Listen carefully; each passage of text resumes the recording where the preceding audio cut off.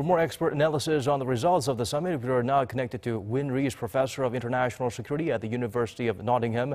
Thank you so much for joining us today, Professor Rees. Pleasure. The two leaders appeared to be relaxed and friendly ahead of the summit. That raised expectations of a fruitful outcome, of course, but that did not happen. What is your take on the summit and the sudden breakdown in talks? Well, it was always going to be a very, very difficult meeting between the two of them, because the initial meeting that took place in Singapore was really about creating a relationship between the two leaders. This meeting was much more going into the substance and seeking to develop a comprehensive kind of agreement between the two sides was always going to be very, very complex.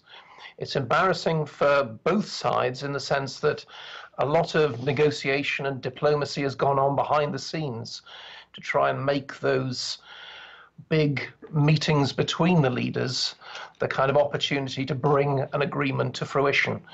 But if you've got a very difficult, very complex set of issues as exist between the United States and North Korea, then there was always the possibility that the two sides had not quite bridged the gap between them, and a comprehensive arrangement and set of agreements was not going to be brought actually into being. Well, Trump said at the press conference that the two sides had different expectations in regards to denuclearization and the lifting of economic sanctions. It seems there's quite a big gap in what they want from each other. Can these differences be narrowed?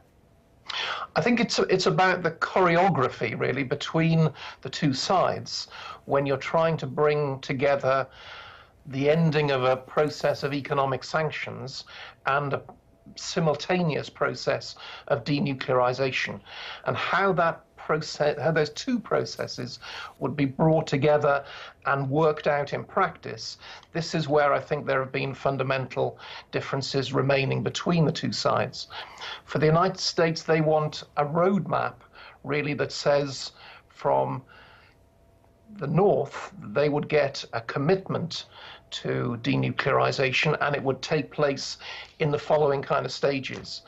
And the North Koreans have responded, well, we want, that kind of release from sanctions to be upfront and made available to us directly. And getting those two processes in sync with one another has been the difficulty between the two sides. And I think it's in many ways a tribute to the United States that they've been willing to kind of hold the line and say, no, we haven't quite got this sorted out yet. We need to hold fire until effectively we've got that comprehensive framework in place. And the lack of an agreement is disappointing for sure, of course, but some remain hopeful that progress can be made further down the road. What do you think will happen next? Will the two sides be able to resume negotiations in the near future? I think it's really important that both sides came away from the talks being prepared to carry on. If you look back at the history of the negotiations taking place between the United States and North Korea and the other parties, the six-party talks that have gone on in the past, these have been incredibly protracted and complex. So in the sense that both sides are coming away saying we're going to carry on talking, diplomacy will continue, that is incredibly important. What would have been disastrous would have been any kind of feeling that the talks had completely come to a stalemate, and maybe North Korea was going to resume testing and go back to letting off missiles and things. So in that sense, I think it's quite an optimistic outlook that the talks will continue, and we will continue with a prospect of moving towards an agreement. But don't rule out the prospect in the future that there will be roadblocks in the progress, because this is a really difficult, really protracted process, and we should see it as a long-term process rather than something which just unlocks and then suddenly everything is kind of sorted out.